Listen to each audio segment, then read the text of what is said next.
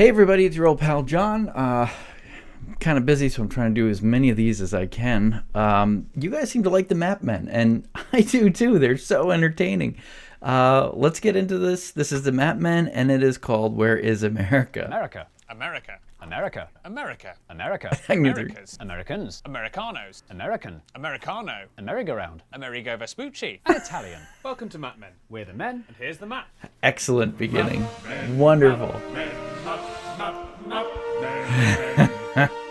The United States of America is a 5-word country. States, United, the, and of are all self-explanatory, but the America part makes a lot less sense than you might think. As we all know, America was discovered by Christopher Columbus in 1492. And discovered is the right word because there definitely weren't people living there already. And it was definitely him who discovered it, not the Chinese in 1421 or the There you go. Vikings around the year 1000. The China theory is heavily debated. And it was definitely the United States of America. Can I just point out that Peloponnesians actually were here first, if I'm not mistaken, in South America. He discovered in 1492, not some Caribbean islands. Good to be clear.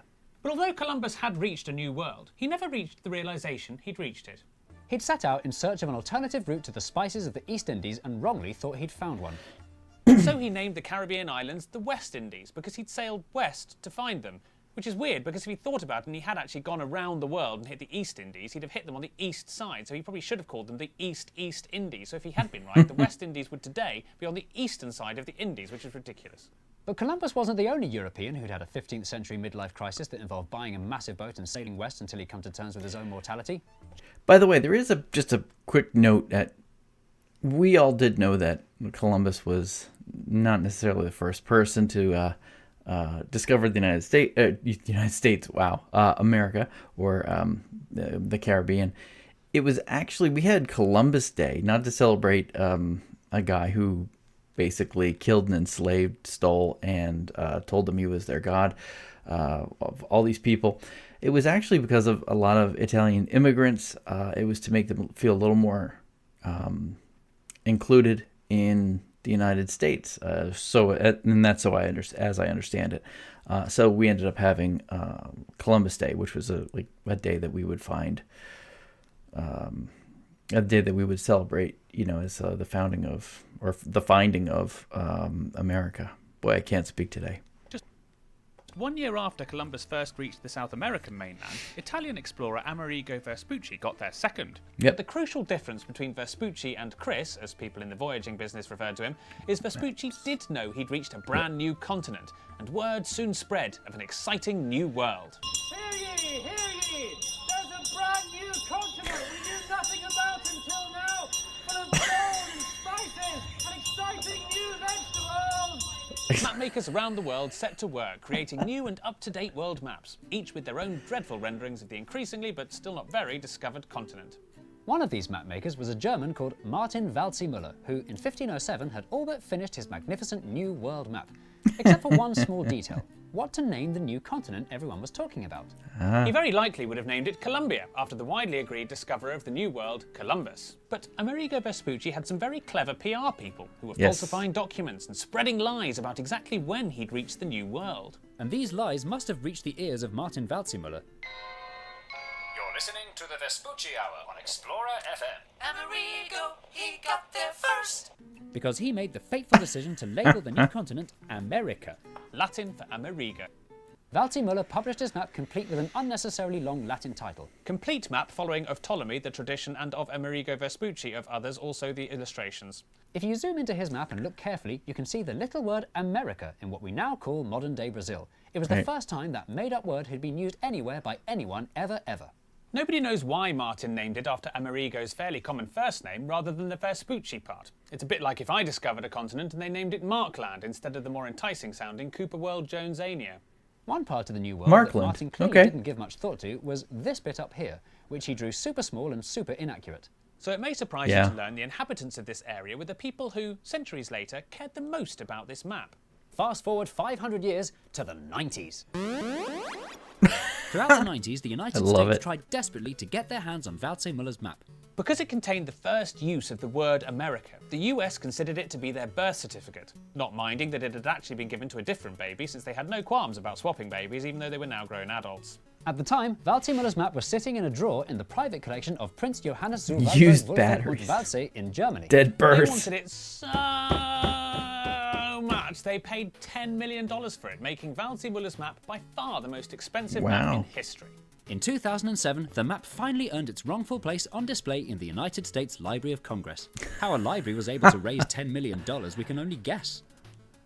So how come America got to name itself America? That's funny. You'd think that writing the Latin word America on Latin America would mean America should describe Latin America. So the way I've always understood it is we were the first independent country, so we just became Americans. And it would be weird to call us United Statesians.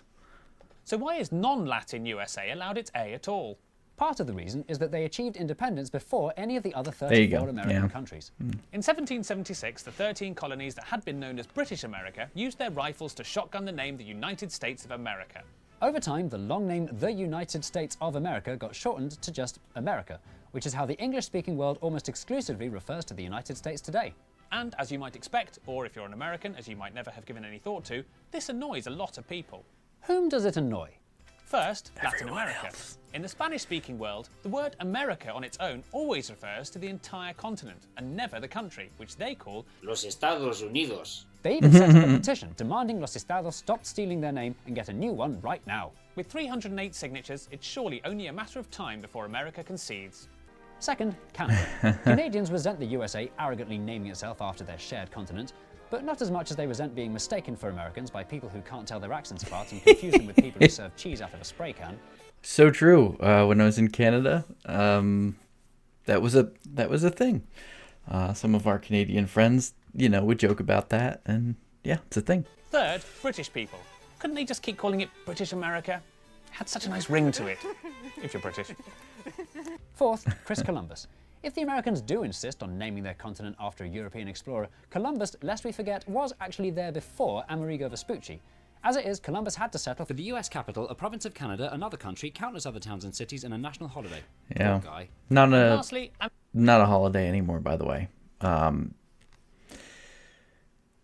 It's not a holiday anymore. Yeah.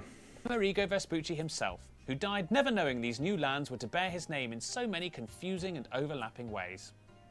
So, if the United States of Americans did want to change their name, what on earth could they change it to?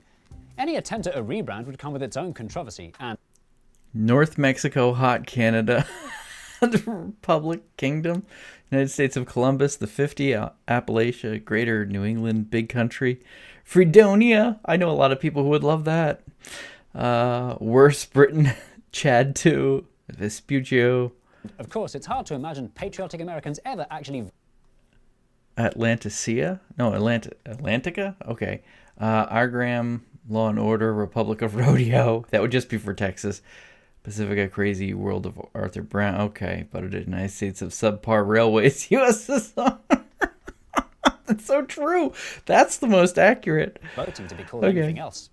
Even though Liquid it appears land. that the US Library of Congress spent $10 million on a map that suggests its country gave itself the wrong name, it looks like the USA of America will go on calling itself America for many years to come. Classic America. USA of America. Oh, Okay, so that's their ad. Yeah, I don't know.